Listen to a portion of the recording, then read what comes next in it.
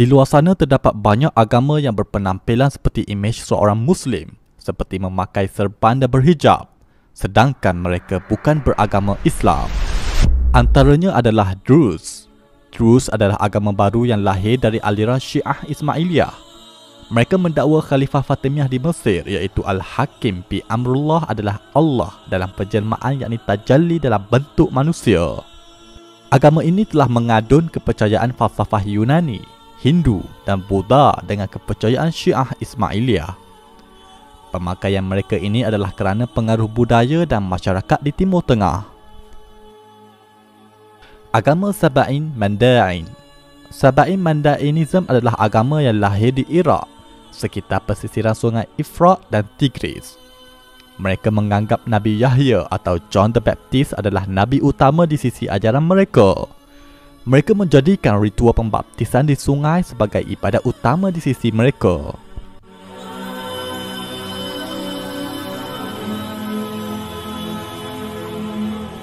Agama Zoroaster.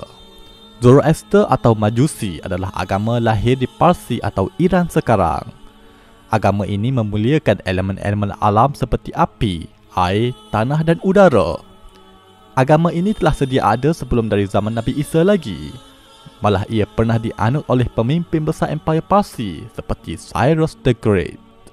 Pemakaian penganut ini adalah kerana terkesan dengan pemakaian budaya masyarakat Iran dan sekitar Timur Tengah.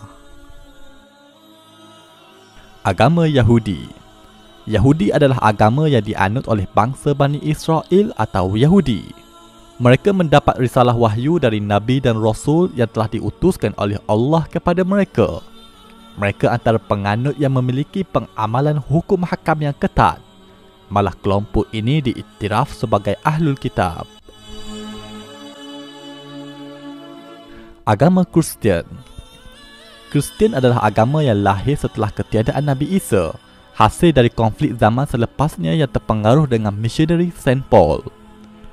Mereka telah menuhankan Nabi Isa dengan menjadikan Nabi Isa sebagai Tuhan yang setara dengan Tuhan Bapa, sehingga melahirkan konsep Trinity. Sebahagian mereka masih mengekalkan pemakaian tradisi masyarakat awal di Timur Tengah, iaitu sekitar Jerusalem, yang sinonim dengan pemakaian menutup kepala.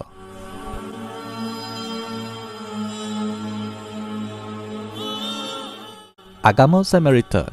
Samaritan adalah agama kuno yang lahir sejak dari zaman sebelum Nabi Isa. Mereka adalah kelompok Bani Israel yang telah mengasingkan diri dari orang-orang Yahudi yang lain.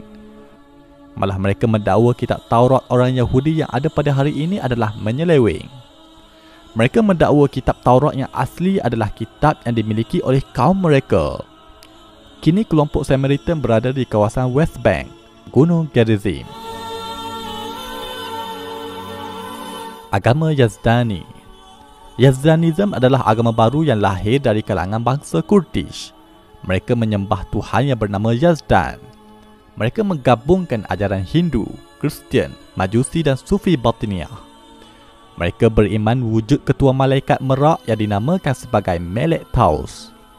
Kisah Melek Taus ini adalah versi mereka membersihkan karakter iblis dalam versi Al-Quran. Mereka juga ada ritual memuja kubur wali mereka iaitu kubur Adi Ibn Musafir yang terletak di Iraq. Agama Yarsani. Yarsanism atau Ahlul Haq atau KKI adalah agama baru yang lahir di Parsi dari kelompok Kurdish.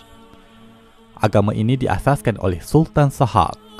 Mereka menganggap Sultan Sahak sebagai nabi baru mereka. Mereka juga adalah kelompok yang melampau menganggap Saidina Ali sebagai jemaah Allah di dunia. Mereka juga meminta pertolongan dengan Saidina Ali.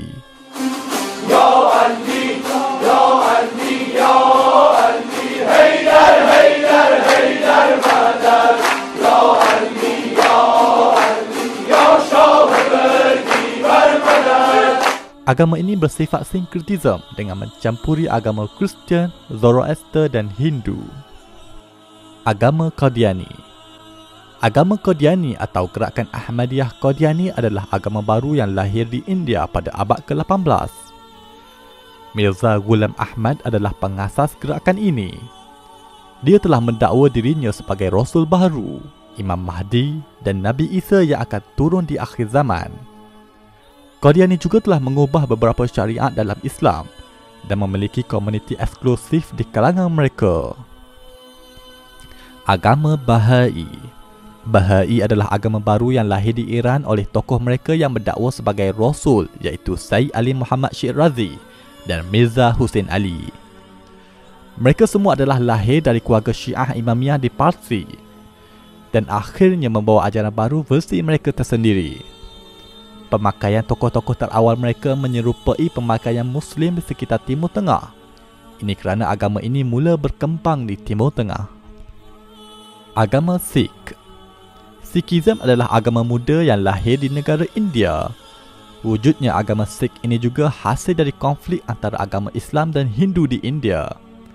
Lalu wujud unsur Hindu dan Islam yang begitu jelas di dalam kitab suci agama Sikh itu sendiri. Mereka mewajibkan lelaki dan wanita memakai turban dan menutup kepala mereka. Selain itu, masih banyak lagi pemakaian keagamaan yang muncul terutama bagi gerakan agama baru hasil dari pecahan dari Kristian dan Islam. Nantikan pendedahan di dalam buku 60 agama baru di Malaysia yang mendedahkan bagaimana gerakan agama baru dari luar negara berjaya melebarkan pengaruh ajaran mereka ke dalam negara ini. Bagi umat Islam, situasi ini mengingatkan kita kepada sebuah hadis yang disabdakan oleh Nabi SAW yang bermaksud, tidak akan terjadi kiamat sehinggalah dibangkitkan dajjal-dajjal yang menipu yang mana jumlah mereka lebih kurang 30 orang.